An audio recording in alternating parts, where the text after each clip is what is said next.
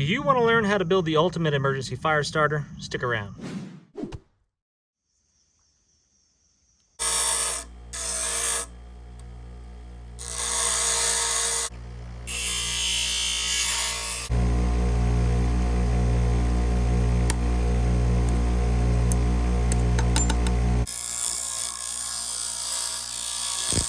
Hello friends, welcome back. Today we are going to make the ultimate fire starting kit right here with these supplies on the table.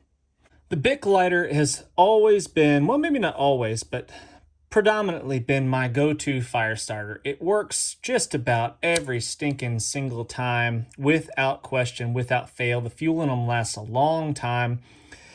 Without any modifications whatsoever, you could throw this thing in your pocket and it would work for a really, really long... Oh, ask any smoker out there. They'll tell you the Bic lighter is the way to go.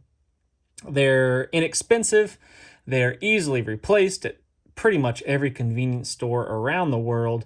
And they are just basically the way to go if you want a guaranteed fire source. A lot of bushcrafty type people, survival experts out there will tell you that a ferro rod, maybe even a much bigger one than this one, but a ferro rod such as this one is the most reliable because it will work even when it's wet. But with a ferro rod like this, you need some sort of dry tinder, whether it be some sort of natural material like this cotton or a man-made tinder, whatever. It has to be dry and has to be able to be ignited really, really easily with just a spark. It's not ever going to be as easy to start a fire with a ferro rod as it is with an open flame from a Bic lighter like this one. Now, some people will say, hey, what if the Bic lighter gets wet? Then it's rendered useless.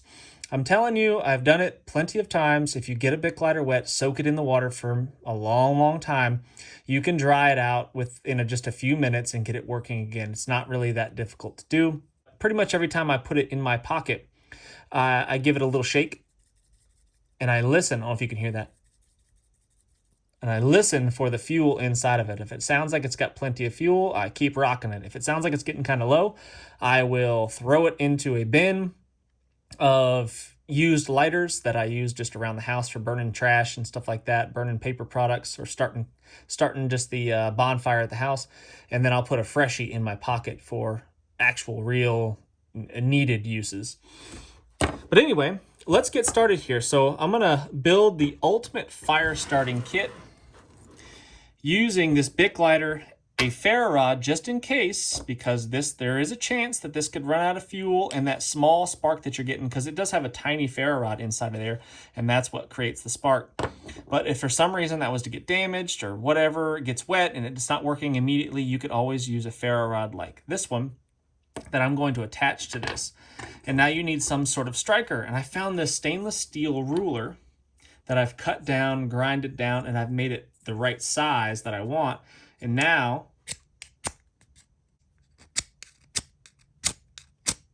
I've got a striker, a really good size one that I can get a hold of, and it will help me strike my ferro rod and get my fire going. And I've left the hole here because I'm going to use that for a lanyard, so you can attach it, dummy cord it to something so you don't lose it, tie it around your neck, whatever, so you can always have a hold of this thing. We are also going to attach a couple of Ranger bands in here that are going to serve a couple purposes. They're going to attach other items to our lighter, but they are also flammable. And if you get these lit up, they burn for quite a long time if you get them going. So you can save fuel on your lighter. One of these Ranger bands will burn quite a long time, at least a minute, I would say, and that's going to help dry out any wet marginal tinder or kindling that you might have. What I want to do is get myself even a better chance of getting my fire started. So what I'm going to do is I'm going to use this cotton ball here, which ignites really easily off of a tiny spark, but it doesn't burn very long. It doesn't last very long. It'll burn up in seconds, basically, if you don't add some sort of fuel to it, like this petroleum jelly titled Baby Love. So you know it's good. What I like to do is just take my cotton ball and I just kind of push it into the jar of petroleum jelly like that, and I just kind of smush it around a little bit. Kind of like that. You don't want to oversaturate it. You can definitely do too much, and it makes it harder to ignite the cotton ball. So you want to do the right amount, which is, not that much really. It doesn't take that much. And then what I do is I'll just tear this thing apart, and I'll kind of get all sides of it, all pieces of it saturated with that petroleum jelly. And if it feels a little dry, then you can just add a little bit more if you think it needs it. But I'm going to put it inside of this straw right here so I can waterproof it. It's fairly waterproof as is. That petroleum jelly doesn't soak up any water. Obviously, oil and water doesn't mix. But you don't want the cotton to be able to soak up any water. Put away the baby love. Baby love. It does smell good. I'm going to take a pair of pliers like the ones on my Leatherman here. I'm going to take one end of my straw and I'm going to pinch it with my Leatherman like this. And then what I'm going to do is I'm going to heat up the end of the straw with the lighter, and then I'm going to quickly slide my Leatherman down and pinch where the plastic has melted. So let's see if I can do it on camera here. No pressure. Gets a little warm. Quickly slide down, pinch, and hold it till it cools. And that right there creates a watertight seal.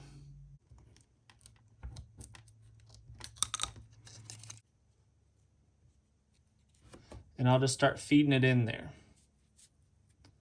Like that. If I can get the whole cotton ball in there, I will. Like that.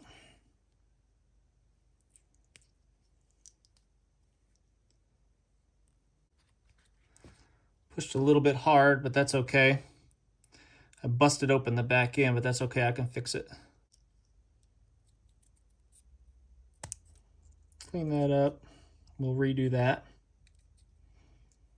There we go. All right, so we've got our Vaseline and cotton ball jammed down there. That's a whole cotton ball inside that straw. Got to take a clean rag, and we got to take a little bit of it. Where'd it go? And we got to get the inside of our straw cleaned out. If we don't do this, it won't seal. When we squeeze it together after we heat it up, the Vaseline will keep the seal from occurring. So we're just going to take a little bit of fresh paper towel. We're going to clean that out really good. All right, so we've pinched off the ends of our little case here. So now we've got a waterproof plastic case that contains one cotton ball soaked with Vaseline. Not soaked, but penetrated with Vaseline. And now we will have a fire starter ready to go. And I'll show you how to use this thing here in just a little bit. I want to have a lanyard hole right there for my lighter. And I also want this part of the ruler to protect the button from getting pushed down. So if I'm having it in this position here, I can't push the button down, right? It would be much more difficult to push this thing down. So that was my idea there, and we'll see how it works. Let's make ourselves a lanyard with some of this bank line here. I forget what number this is, but it's about a 150-pound test. So we want enough to make ourselves a lanyard that's long enough to go around our neck, and we can wear it hands-free if we want. Because one of the rules that I generally try to follow is you don't put your fire starter or your knife on the ground. As soon as you're done using it, as soon as you get your fire lit, you put it around your neck, you put it in your pocket, put it in a sheath, whatever. This, sitting above my shelf, just caught my eye. This was my papa's knife. I bought this for him. I think I bought it for him for his birthday. He was always carrying around these cheap Chinese knives because he just didn't, he used and abused them all the time. So I went out and I bought him with my money when I was just a kid. I went out and bought him a Made in America knife, a Craftsman knife, and he sharpened the thing to heck. So the blade used to look quite a bit different, but he sharpened it a lot. So that was my papa's knife, and that's a precious one right there. It stays on the shelf. I don't really take it out anywhere. But anyway, so I'm going to use it to cut our cordage here. Man, I like that little knife. So let's go ahead and lanyard up our ferro rod here. And now maybe we slide this ferro rod up underneath the Ranger band, like so. Take the lanyard through the eye of our ruler there, our striker, and then we'll half hitch that off, like so.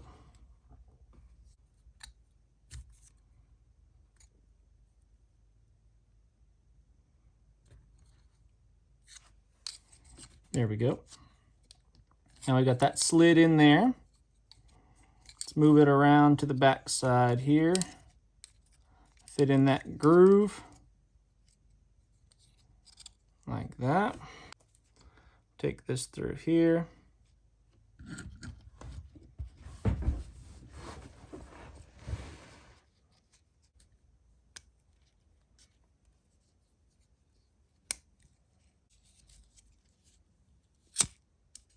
That is looking mighty fine, if I do say so myself.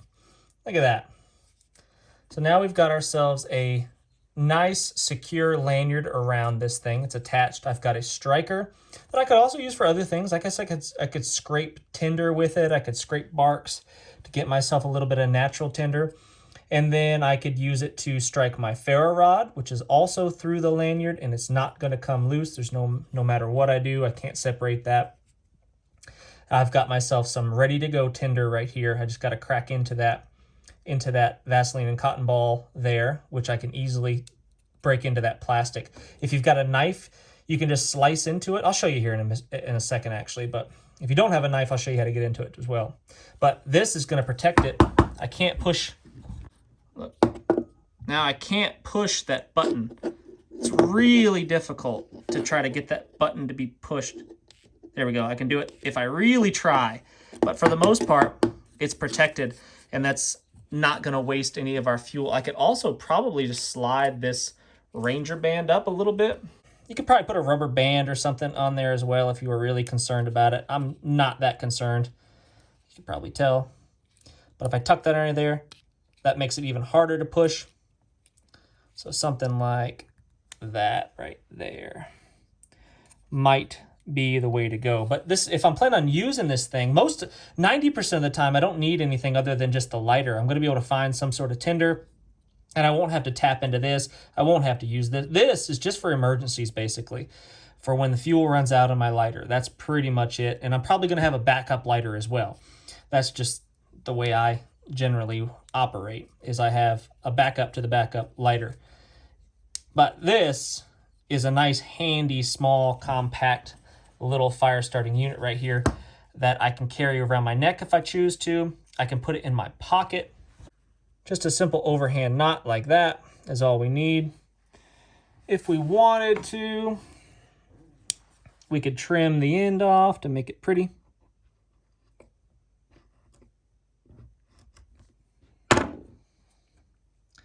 Like that. And then what we could do is we could dummy cord this through like a belt loop or around your belt like that. Take it through the belt loop, stick it through, and then we can't drop the thing. See that? That's really secure. I could stick that in my pocket, and there's no way that I'm going to lose that thing. I mean, it'd be really difficult to separate all this. It'd be difficult to separate the lighter from the rest of this. And even if it happened, I would still have the ferro rod and the striker here ready to go if I should need it, even if the lighter should disappear and the tinder should disappear for whatever reason, but I don't think it could. And because I want to be able to easily access it, I'm not going to put duct tape. I was thinking about putting duct tape around it just because it's good for fire starting and it would help hold everything secure, but I want to have it easier access, and I think these Ranger bands are the way to go. I can use it as is just a lighter. Look at that. Oh, one thing I forgot to do. Forgot all about it. If you want your lighter to work when you really need it, make sure that you get rid of this little dumb child safety thing right here.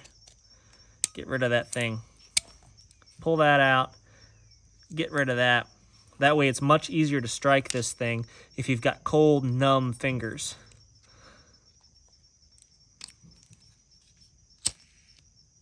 All right, so let's say our lighter is damaged, it's out of fuel, we've gotten it wet, and we just can't seem to dry it out, we're injured, something's going on, and we can't just do that anymore and get our fire started. Let's see how we can get this thing to work for us. So what I would do first is I'd pull out my tinder right there, like so. And again, we can burn these Ranger bands if we need to. So that's probably what I'll do. If I'm in a bad shape right now, I'm in a bad place, I'm gonna use everything that I have at my disposal. I'm gonna take off these Ranger bands and I'm gonna light those puppies on fire. I'm freezing cold right now.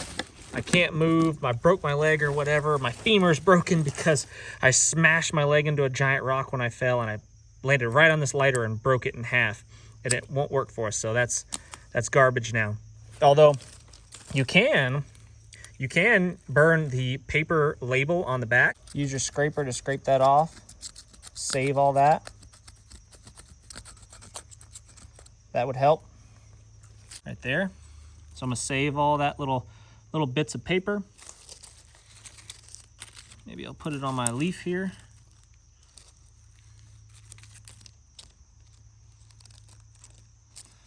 Little bits of paper there. You can also scrape the plastic of the lighter,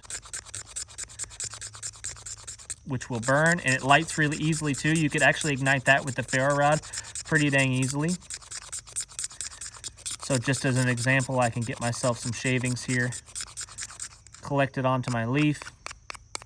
I'd obviously want a whole lot more than that, but I think you guys get the point. That stuff right there is super flammable. That thin little shavings of plastic. So I'd get a whole bunch of that. I'd have my Ranger bands that are ready to burn. I'd have this that's ready to go, and I could probably just crack into that without having to bite it.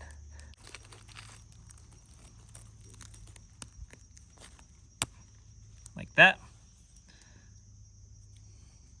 And then really all you need to do is, if you can get in there and you can pull out a little bit like this, that's what you want, because that will make it burn longer. You don't want to pull the whole thing out. You just want to pull out enough to ignite, enough to pull out and fuzz up like that. Fluff it up, kind of like so. If you've got this on a lanyard, it makes it a little bit easier. You can kind of wrap it around your finger like so and get it nice and tight. And then you can hold it like this, and it makes it easier to strike these small ferro rods.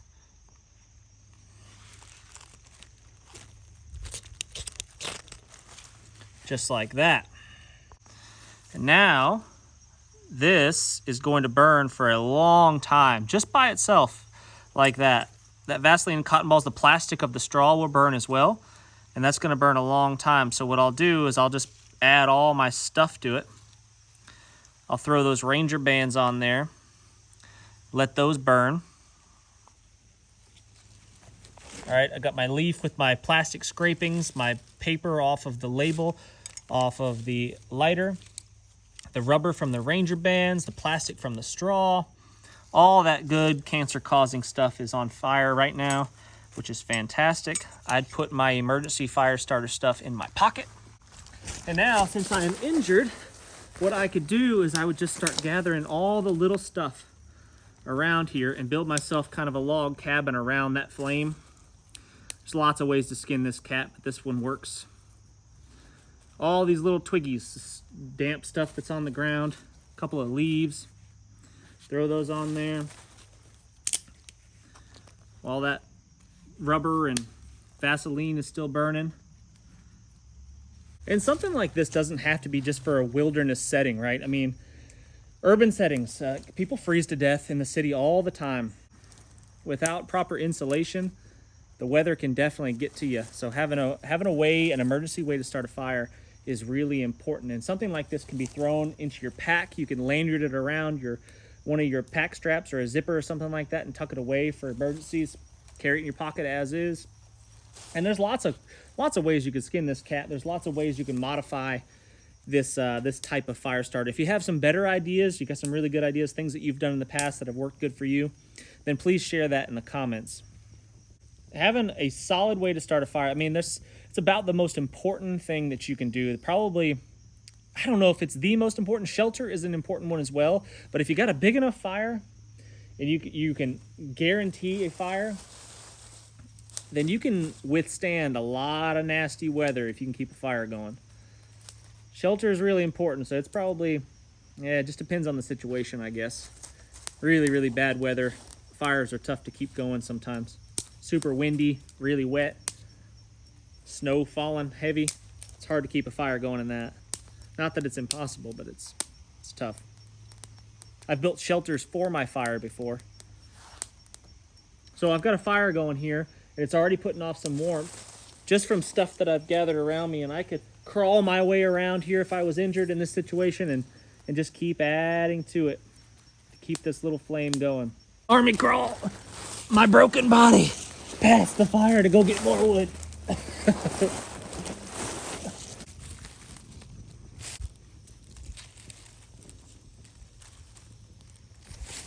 All right, friends, thanks so much for watching. Really appreciate it. Hit that thumbs up, subscribe if you haven't done so already. Leave us a comment. Any comment will do. If you don't feel like talking about fire starters, that's fine. Let's talk about your favorite place that you've ever visited. Where have you gone on vacation or whatever and thought, man, this place is where it's at. See you next time.